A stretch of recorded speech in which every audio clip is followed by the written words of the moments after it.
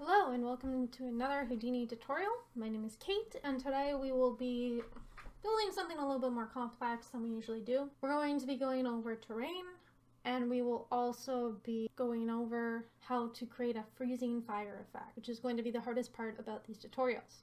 So the first part is going to be us setting up the scene, and then the next will be fire and then freezing fire.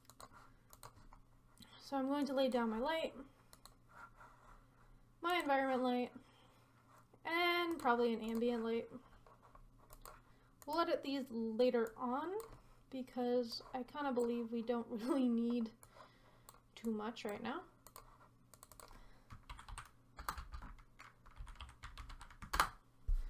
And we'll go like that, and we'll switch over to this. And we'll just turn off our lights and our scene because we don't really need them right now. We're going to create some terrain in Houdini. So one way we can do that is to use the shelf tool, and we can go to terrain effects. And we're going to choose, I think for this one, valley. So let that happen.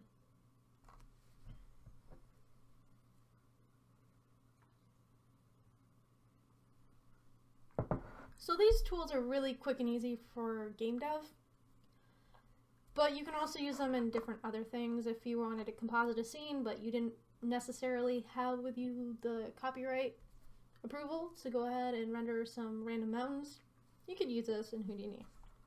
It's very simple. So we're probably going to edit this terrain, and we're going to go through why the terrain is set up like this. If we go and view this in real time, not a lot happens.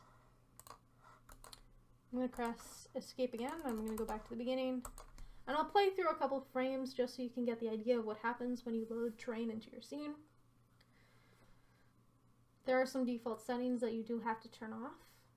If you are just wanting an ordinary terrain that doesn't really do anything. So we'll go over that. Alright, we're back in Houdini. So you can see that your terrain is automatically animated when you load it up. This can be good or bad, depending on if you would like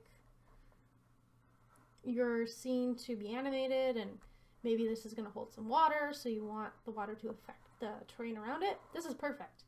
But in this particular case, I don't really want any water, and I definitely don't want the visualization tools. I just want the ridges, and I want something that will kind of look like hell froze over. So we're going to play around with the height field noise first. So we can place this up and down. You can have element sizes and offset. And you can choose your octaves and 30, and it's pretty cool. Probably going to want more rough stuff, and then you can look at the post-processing of how it handles things. You can add clipping. We might not want any right now, and you can add some distortion onto your stuff.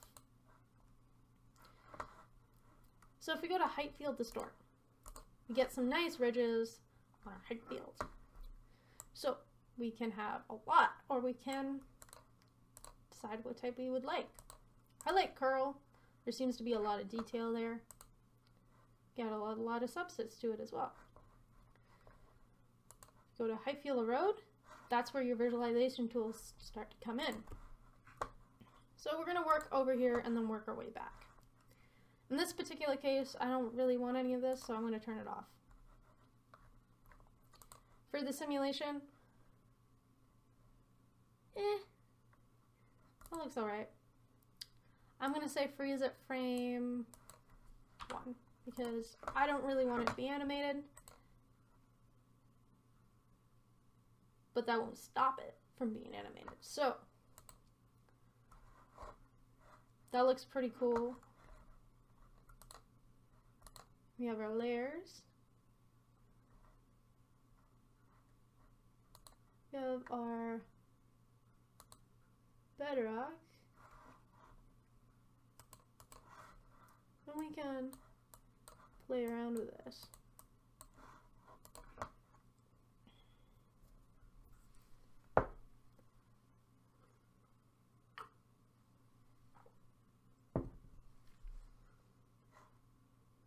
That looks pretty decent, but it's still animated, so we're gonna have to fix that.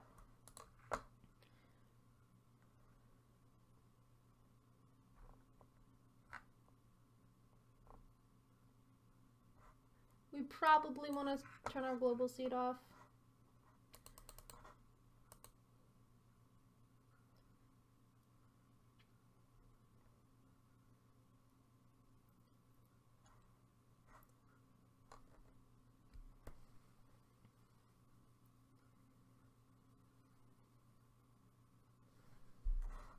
And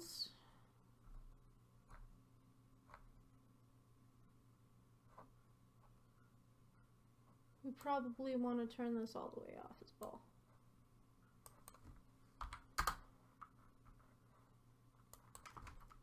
Cool. 0, 0.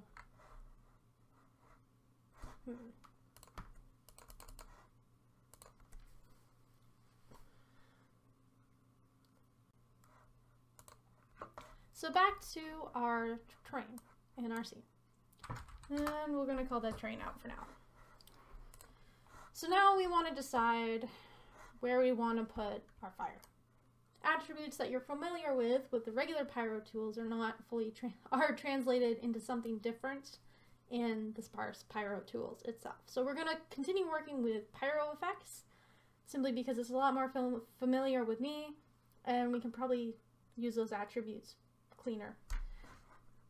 So if we go back to our train, I'm going to choose somewhere, let's say around here for our emitter. So I'm going to probably go over here, convert this to a polygon first, and select a patch to emit our fire from. And we'll go delete. We'll go Control Z, Houdini. And we'll go delete. And we'll go delete non-selected. So we'll go null. Go out.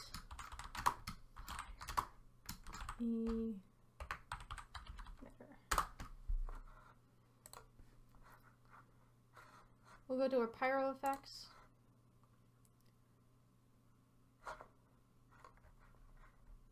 And before we do anything, we're going to create another geo node.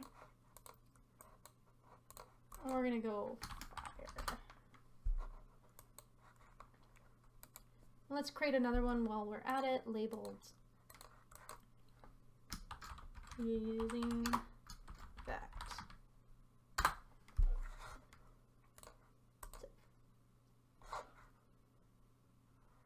So we'll go in here and we'll create a .NET.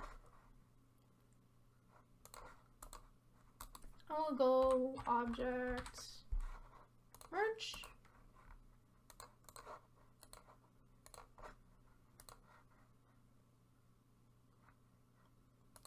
Close this up. Go here. Go into our .NET. Go out. And then click. Let's use flames. Flames might be way better. So once again, we'll go to our max bounds. We'll, once again, probably go to rasterize, turn down our particle size.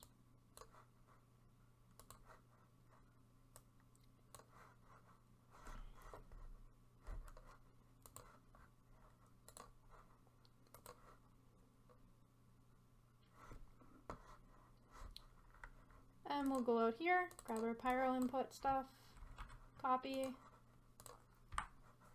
Go into fire and paste them here. So we'll go in here and we'll sim this out. So let's change our background to a dark one, just so we can see our fire and where they are better. It's pretty voxely. And we probably might need some more rasterization.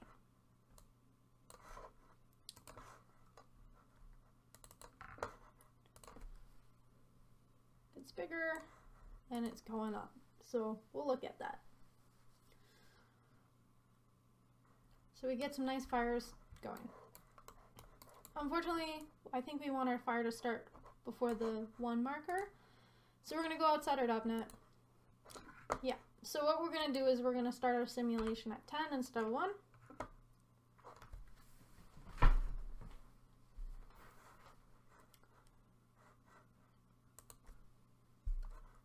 And that should probably fix things for now. Ah, there we go. So I think the other thing we're going to do is now switch to manual and fool around with our settings a little bit more. So this is turned off. Buoyancy, we'll probably round that off at a 25. Shape, I'm going to turn off shredding. Give that maybe 12 disturbance and some turbulence, maybe that. Dissipation, we'll put it at 2. Go back down and probably put this down at a 1. And over here at the activation, we are definitely going to animate this. So half of 120 is 60. So we're going to turn it off at frame 60. And when we turn this off, that's when our freezing effect is going to kick in. So up until there, we're not going to really care too much.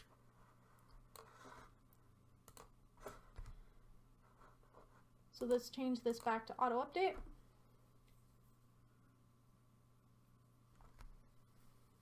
So I think this is good enough for the sim right now, so we can get the general idea. So that's how high our flames go. And they look pretty good for having a voxel size of 1. So right now we're going to look at this, and we're going to render it just to have a good idea of what we're working with. So we're going to go to import pyro fields, just so we can get a good visualization of that. And that should calculate our attributes. That's what our light's on.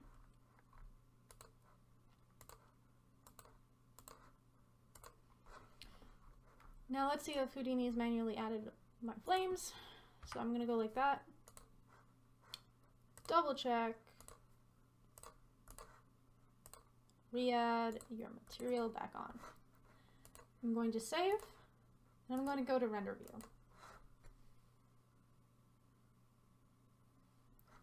So there we have some very basic flames. For this, we probably want to use temperature to black body color, so we get some realistic kind of flame color. That might take a while. For the smoke, we'll probably tint it black and turn down the brightness. That might be a bit too black. There we go. I'm not happy with the way the flames look, so we tone down the intensity scale. Can probably get some cool effects going.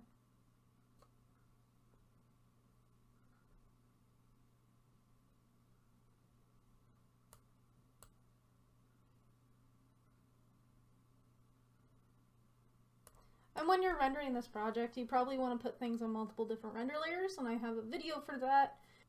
You probably want a lot of smoke, maybe.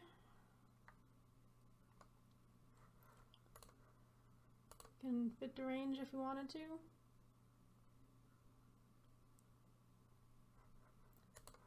Look at contour ramp if we wanted to as well. And this is, again, random.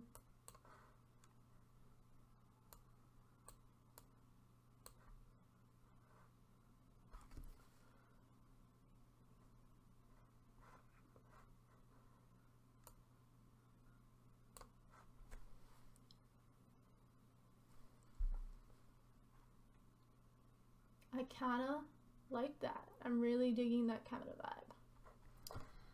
So that's how you render the fire part. In the next step, we'll get to the freezing ice. So stick with me, guys. We're almost there. Hello, everybody. Sorry for the unexpected crash and where we're picking up off from here, but my file crashed and I got the Houdini error, unexpected end of file type, and my file was completely dead. So I had to go find a backup somewhere, which was a little bit more tedious than I thought it would be. So what I've done is I've taken the import pyro fields, and let me bring these nodes up here so it's more clear what's going on. I've imported the import pyro visualization there.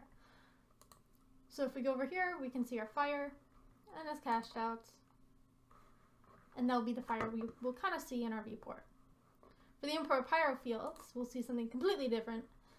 But yeah, we have the option over here to take the pyro fields, and we have the option here to render out fire 1 when it comes to rendering everything all together. And that's why those two nulls are there. I've also transformed them a little bit.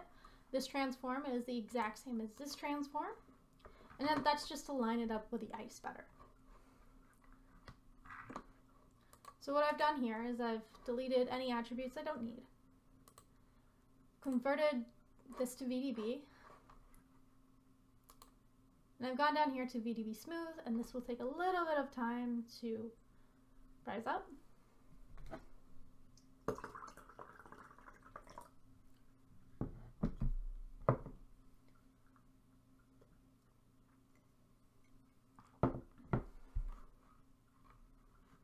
I'm going to go up here and I'm just going to turn off these for now because I don't want them getting in my way. And I've converted this to VDB smooth. The next thing I've done is gone convert to VDB, and I've grabbed the parameters and values you get on your import pyro fields, which is all of these right here, and converted them to VVDs. And those are the values. So if you go over here and we time shift this, I put down a time shift just in case I need to. Sometimes your values change with moving objects, and that's just to make sure. And that's what it looks like. And I've also, with the time shift, decided which frame I would like the fire to freeze on, which in this case is going to be frame 65. So it's frozen forever at frame 65 right now. And so what I've done again is converted to VDBs a little bit more, grabbed our values again, and now we have a more detailed ice, and then made sure that's converted to polygons. And then once more, cached it out. And that sounds pretty simple. But then you might notice that this is a little bit offset from our fire. So I've added another transform to move it back into place. It's the same transform. I've gone to fire, added a point group, and what this point group is going to do is going to move up and down, and it's going to grab our points, and it basically gets bigger. It's a little bit more jagged too. So I'll show you the transformations on that. All this is just a sphere.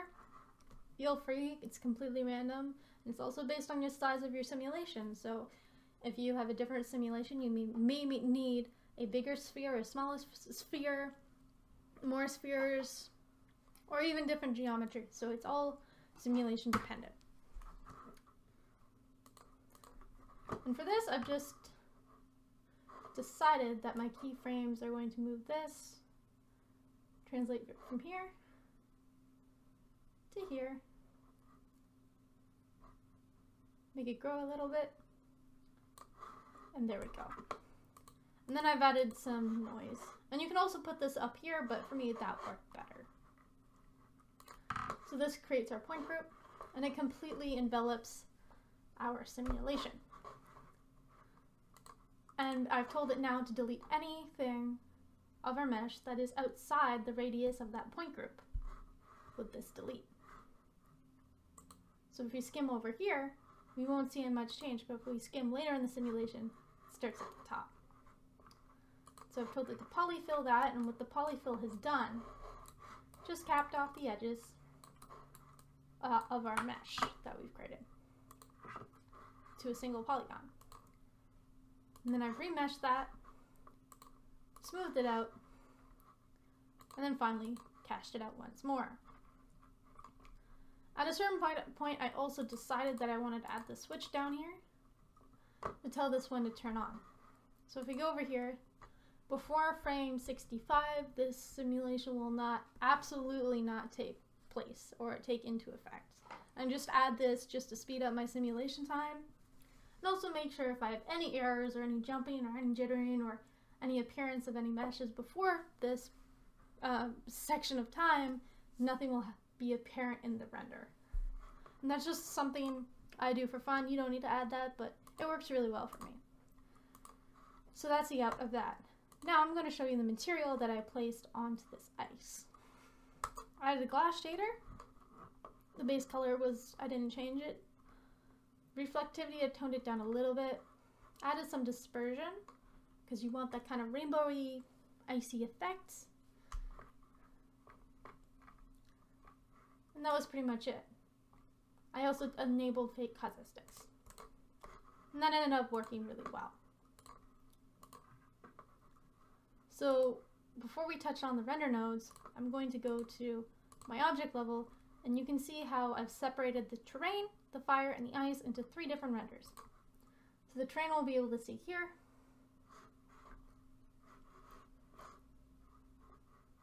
Fire we'll be able to see on this level. And the ice, once we get past frame 65, we'll be able to see it in the render. Maybe.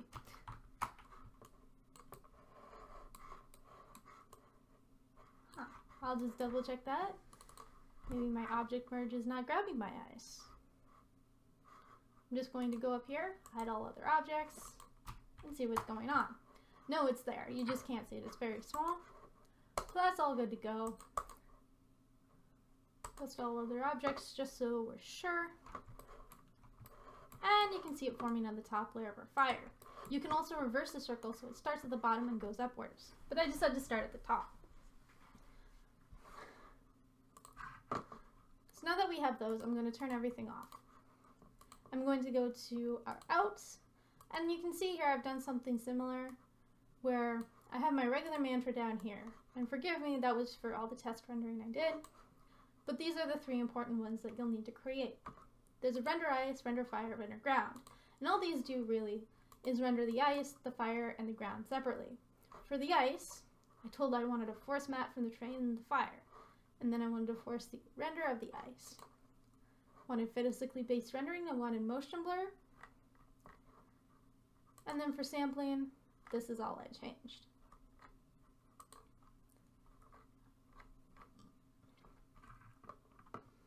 For render fire, I did the kind of the reverse rendering. I did micropolygon physically based rendering because we're dealing with volumes. For the allow motion blur, that's on, sampling, and rendering. Grounds, pretty much the same thing. I turned off motion blur because our ground is not moving, and did the reverse of that. And just so we're clear, I didn't really change much for the rendering settings. So then you're all good to go. I'm just going to jump back here and show you which fire I grabbed for the render fire. And I chose Outfire 1 because that looked the best in the render.